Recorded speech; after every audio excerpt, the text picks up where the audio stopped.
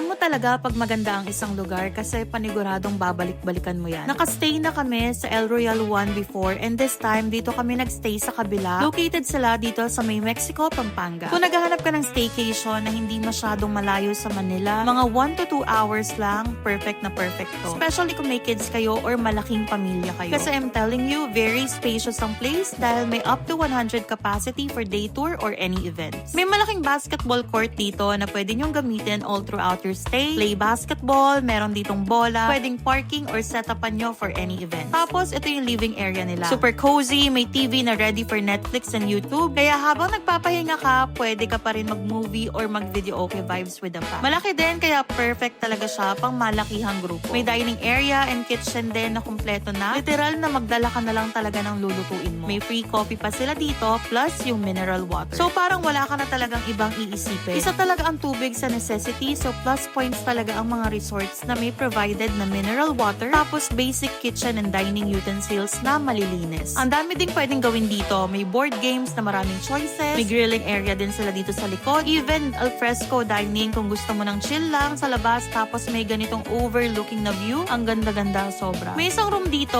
near the sala na may dalawang 2 double-decker na single size. Sa taas naman ang ganda ng setup ng mga rooms. Perfect talaga siya for sharing. Itong isang room, may isang queen size double deck na may own CR. Pwede ka dito mag-work kasi may table dito. Itong isang room naman nila ay may 2 queen size beds, isang sofa na pwede ding sleeping area, at meron din siyang sariling CR. So you don't need to go down pag kailangan mo. Tapos bonus pa yung ganitong balcony na may view ng Mount Araya. Sobrang sarap magkape dito, promise. Ang presko, may tables and chairs na maliit, pwedeng pang dining, at meron ding swing chair na super presko. And syempre, hindi mawawala yung pool area nila. May jacuzzi, may swimming pool pa na may mini fountain na ganito. Malalim ng konti kaya may provided silang vest and floaters. Plus, ang lakas ng wifi nila dito, guys. So, kung work from home ka pero gusto mo ng ibang environment, pwede ka dito. Honestly, dito talaga yung tipong mapapasabi ka na dito ulit tayo next time, ha? Na para bang ayaw mo nang mag-check na iba pang resort kasi talagang komportable ka na at satisfied ka na dito. So, kung balak nyo mag-staycation soon, this is your sign. I-book nyo na tong El Royal 2. Tara,